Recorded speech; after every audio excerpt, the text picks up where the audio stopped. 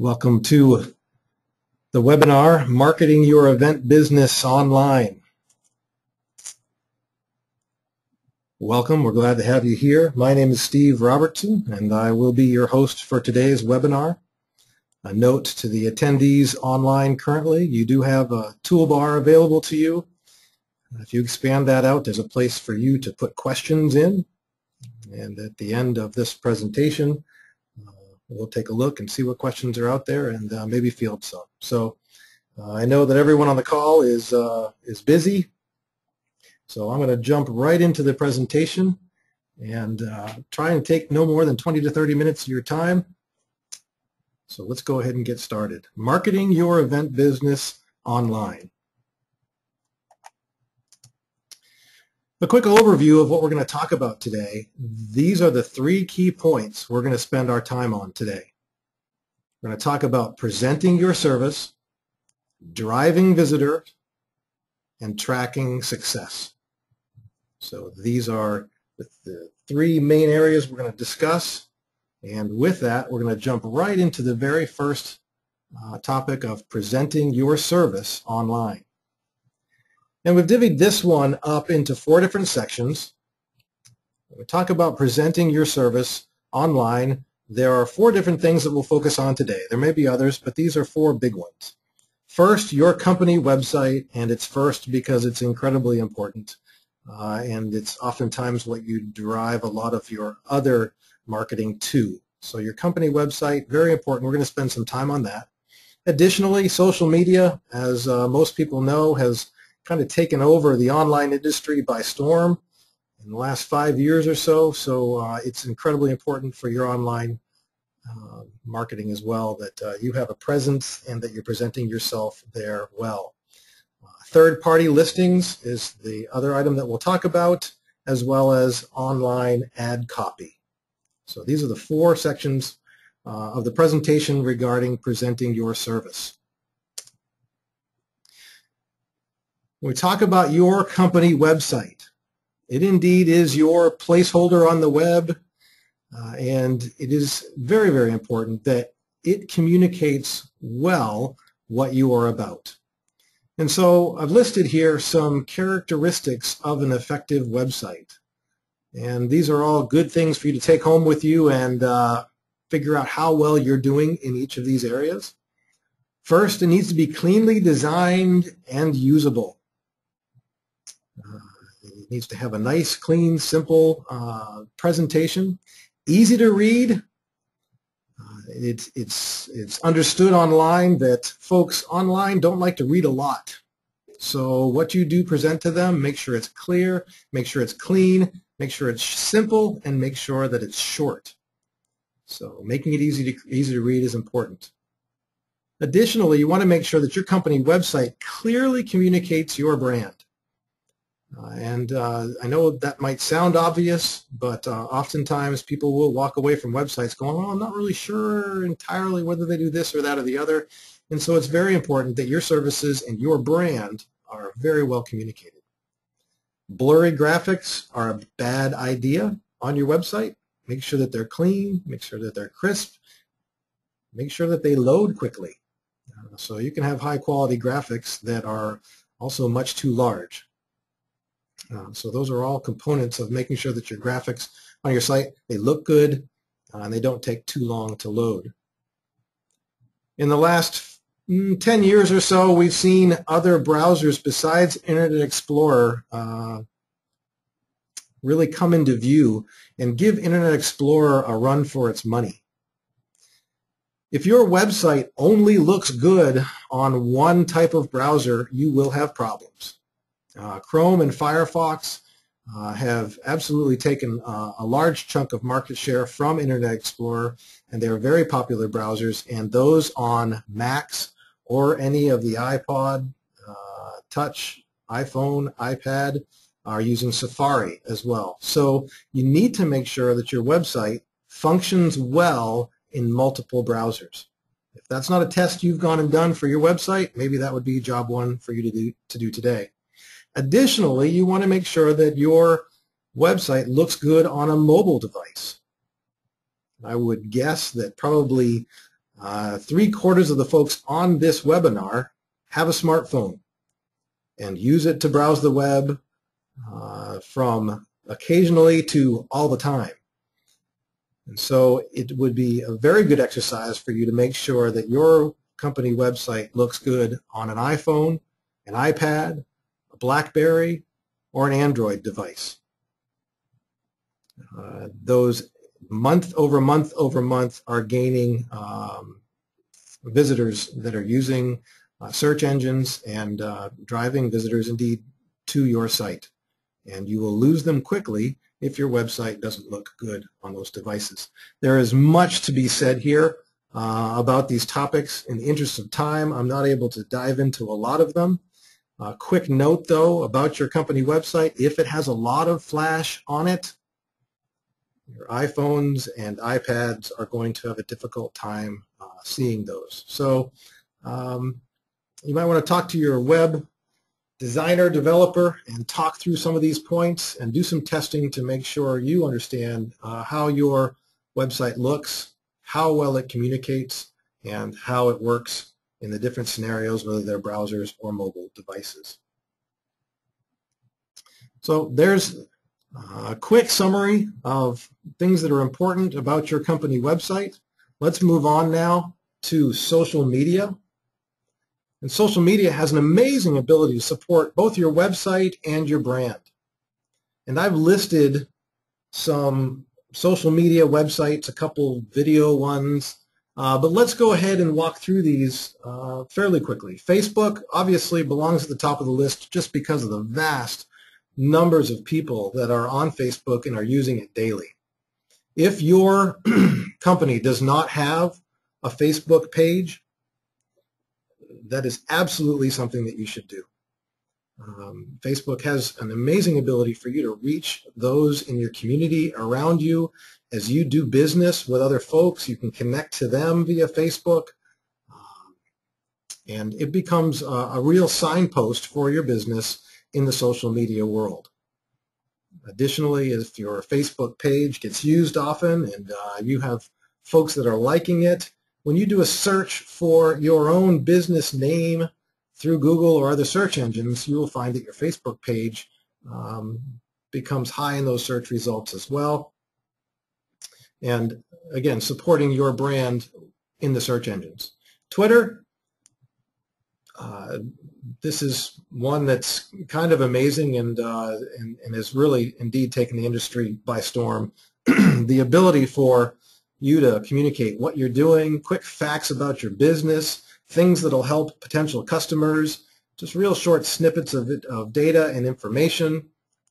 Again, if your company does not have a Twitter page and you do not tweet somewhat regularly, those are really things that you will want to begin doing. YouTube, owned by Google, is also a phenomenal place for you to put content. Videos are very easy to develop these days.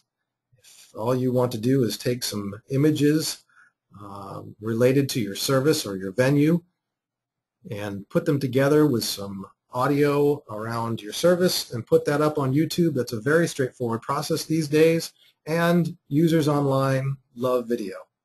So incorporate it into your social media goals.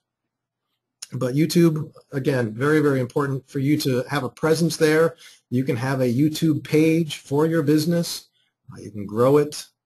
And obviously, as you can see, you can link your YouTube videos from your Facebook page. You can tweet about your YouTube videos and whatnot. Vimeo, very similar service to YouTube. Many believe that the video quality of Vimeo is better than YouTube. It doesn't get quite the traffic, but they do have an excellent video service. LinkedIn, a professional social media area. Again, you should have a LinkedIn profile for your business. And these, in a very cartoon fashion, which is all I'm able to do today, these are the big ones. These are the ones that currently, if you don't have some sort of presence on these websites, you probably want to make it a priority to get involved in some of them. Facebook obviously being the most obvious and the one if you don't have do it right after this webinar. Very important. Okay. So there's social media. We've talked about making sure that your company website is well done. And we've talked about how you can promote yourself on these other social media sites. And now let's talk about third-party listings. I'm sure many of you have found yourself late at night sitting around searching and finding these different sites that list some of your competitors and might list you and you didn't realize that they were.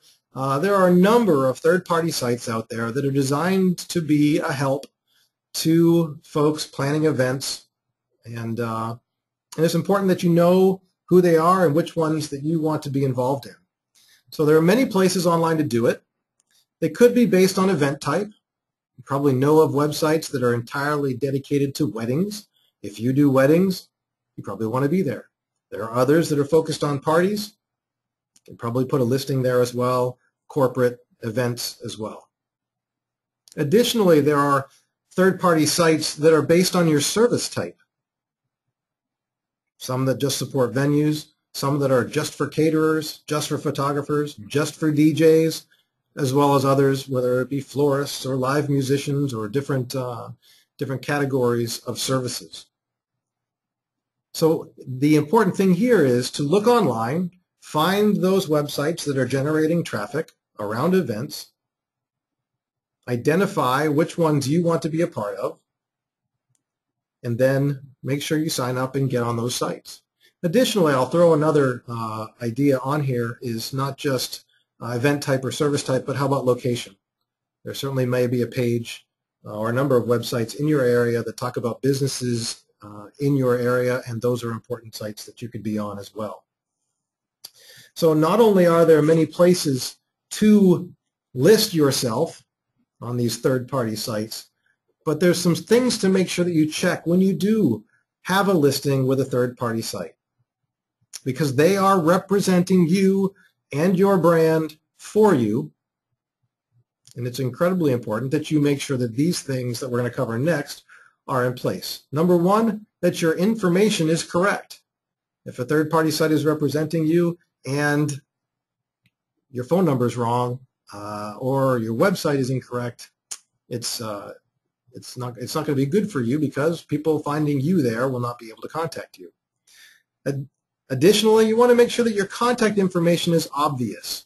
If the third-party site is hiding your contact information, whether it's your location or your phone number or your website, well, they're probably trying to do something else with your listing, whether it's around ad dollars or whatever. But if you have a third-party site and you're on there and your contact information is not obvious, it's probably not likely that you're going to get a lot of interaction with users from there.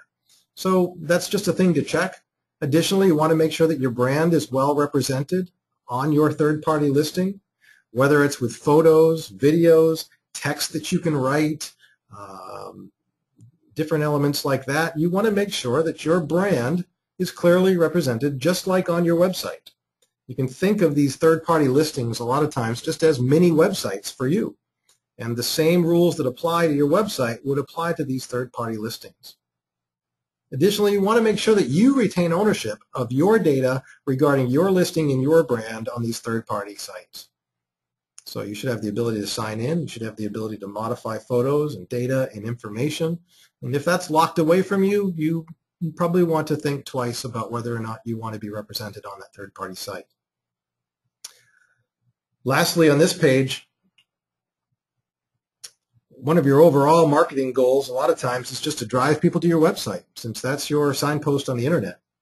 Well, if your third-party site is not linking to your website and does not have the capacity to drive people there, you, again, may want to think twice about whether that's a service that you're interested in chasing down.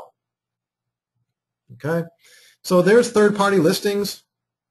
I've talked about which ones to sign up with, as well as things to make sure when you do work with third-party companies and you do have your brand represented there, what types of things are important. Okay. Lastly, we'll talk about online ad copy. Ad networks are very, very popular today. Google AdWords obviously being probably the most popular. You have the ability to drive traffic to your website with these services. So Google AdWords, Yahoo Advertising, a host of networks have popped up. Those of you that have your email address available on your website probably get emails regularly from different ad networks offering you the ability to present yourself on their network. And those are all great opportunities for you to present your brand to folks that might be landing on those ad networks. I want to make a quick, simple point here about the copy and the layout of your online ads. It's very important. A lot of studies have been done around simple changes to keywords and to an ad can make all the difference in the world in terms of getting people to click on it, in terms of getting people to convert. And so a couple things that are important when you create an ad online with some of these ad networks. Number one, keep it simple. Same point that we made earlier with your website. Keep it simple. Users don't want to read a lot. Make sure it simply, clearly communicates your brand and what you're about. Make the text action-based, whether it's save money or plan a great event, or it shouldn't just be here's who I am. It should be an offering to that user of something they can do. Okay, so simple, action-based. Additionally, understand your industry keywords. Understand which keywords people use when they're searching for DJs, or searching for venues, or searching for photographers, if indeed that's the service you represent. And understand what sort of keywords get used regularly. There may be some options for you to buy keywords fairly inexpensively if you understand what alternate keywords might be available for what you do. Okay, that right there wraps up our section on presenting your service. We've covered your company website, social media, third-party listings, and online ad copy. We've done it in 20 minutes, so I've got to hurry up and get through these other items, but these next two should not take quite as long. The next topic is talking about how to drive visitors, and specifically, for most of this, to your website. Again, as your signpost on the internet, that's your goal, is to get people there and to get business from them when they land there. Number one, in driving visitors to your website, make it search engine friendly. And what do I mean by that? I mean that you need to have unique, clear, high quality content that when Google searches your site, they can see. If indeed your site is entirely images and text is baked into images as well as Flash, Google is unable to read that website. So text, clear images is incredibly important to making a search engine friendly website. And for more information on a lot of this stuff that I'm talking about, you can certainly do a Google search at some point in time with just some of these keywords. Go ahead and type in, how do I make my website search engine friendly? And there's a host of resources online to help you with that. But I put it here because it's so important. If your website isn't at least being seen by the search engines, that would be job number one. Next way to drive visitors, pump some dollars into ad networks.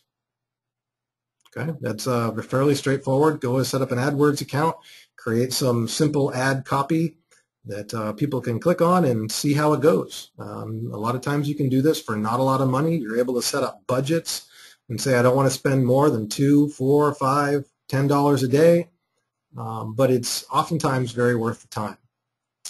Updates to your Twitter, your Facebook, and other social media accounts can drive traffic, both to those pages as well as then to your website.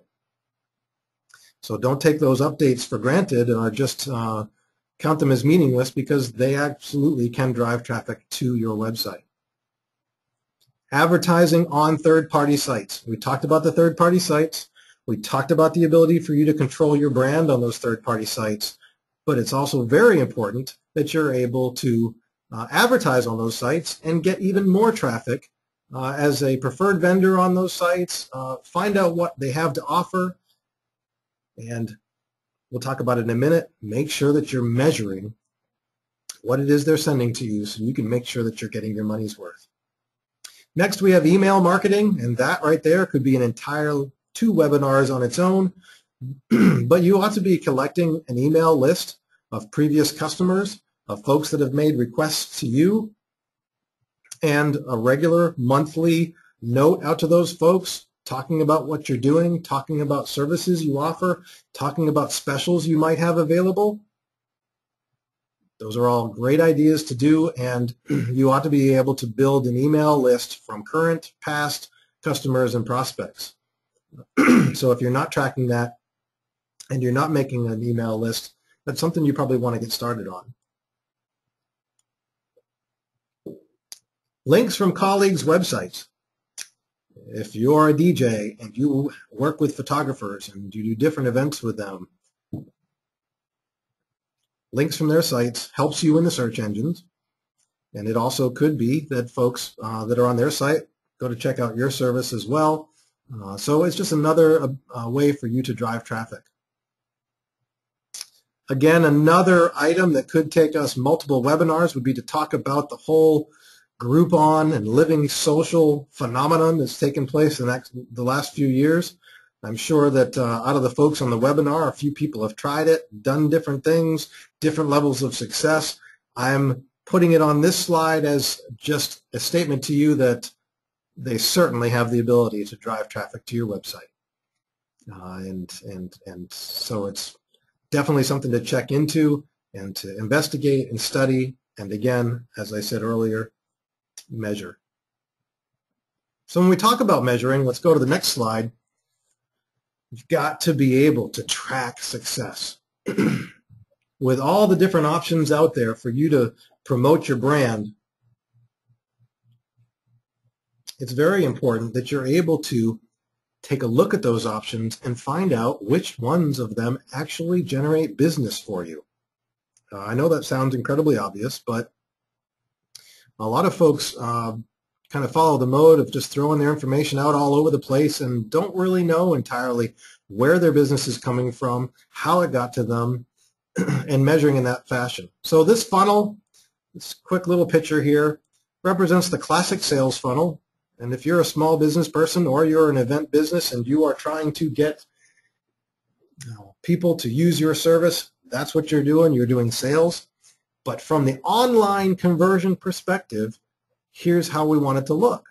You are going to get website visitors. From the previous page, we just talked about ways to get them there.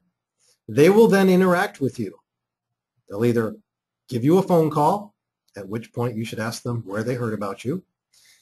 They may fill out your contact form, and you have those two things. Those are a couple of primary ways to know who it is that you are interacting with that landed on your website. You then qualify them, and then you're able to close some of them.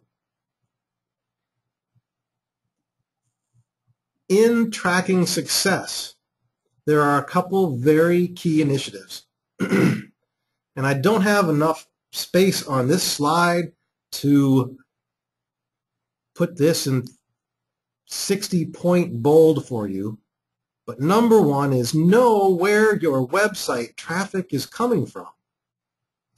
And it sounds obvious, and I can tell you that we run into a lot of folks that truly don't know where their website traffic is coming from or even how much website traffic they are getting.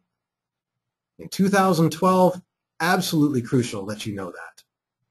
Google provides a tool called Google Analytics that is absolutely free and fairly straightforward to integrate on your website. Put some code in the pages on your website, sign in, and you can see exactly where your traffic is coming from, what keywords have converted from search engines, and there's even further tools that Analytics provides to allow you to see which sources of traffic are actually converting the best. So you could use your contact form as a conversion, and you could find out from all your traffic sources which ones are actually converting and filling out the form the most. Additionally, there are social media reports excuse me, both Facebook and Twitter provide regular updates to you of the type of traffic that you've gotten, how many people have visited you, in Facebook's case, how many have liked you, in Twitter's case, how many have followed you. So those reports are important as well. Next key initiative, know how your money is being spent. Again, sounds obvious. Many times folks put money into places and they really don't understand the value that they are getting from it. Make sure that if you're in ad networks such as Google AdWords or others, that you are getting reports. You are finding out what the conversion looks like. You are finding out how much you're paying per click. Additionally, if you are on third-party sites and you are advertising with third-party sites like Eventective, make sure that you're getting stats from them. Make sure you know how many times your listing page, your third-party listing, is being viewed. Make sure you know how many folks wind up visiting your website. Okay, so those are all statistics that your third-party sites should be able to provide to you.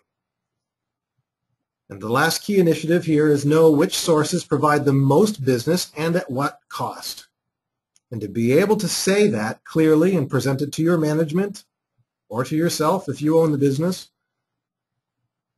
here are my sources and here are the ones that I value the most because they provide the most business and because the value is there. Okay? So we are just about wrapped up. Couple quick closing points. Number one, if you do not know how much traffic your website gets or where that traffic comes from, that would be job number one for you to take away from our webinar today. In 2012, online marketing is all about your website, all about knowing who comes to it, knowing how you convert from it, and how much business you get. So that would be job number one, knowing how much traffic you're getting and where it's coming from. Additionally, on your website, it's important that your Contact Me functionality is clear. If you have a contact form on your website and you don't have a drop-down that says, where did you find out about me? You're losing an important piece of data that you certainly would be able to use as you make decisions in the future. Again, additionally, do the same with phone calls. With phone calls, so many times we hear from folks, well, yeah, no, I'm not really sure where my phone calls are coming from. If anybody calls you and they're asking for your service, ask them where they find out about you from. Seems simple. Many times we find folks that do, and many times we find folks that don't. Okay, so those are my closing points. Talk real quickly about our next webinar. In March, we will be doing a webinar that will be profiling our new pay-per-click advertising option. Just as a quick teaser, we are developing and just about to deploy a pay-per-click option that allows you to only pay for the visits to your listing that you get from us. And it's the ability for you to set a budget on a daily basis, and we'll talk about all the details on that in our next webinar, so certainly stay tuned. I certainly would like to thank everyone for their time today. We've covered a lot of information in a fairly short amount of time. Thank you so much for your time. If there's any questions at all, we have an email there, cs@eventective.com. Additionally, our phone number is 207-253-1653, and we always love hearing from you. Thank you very much for your time, and have a great day.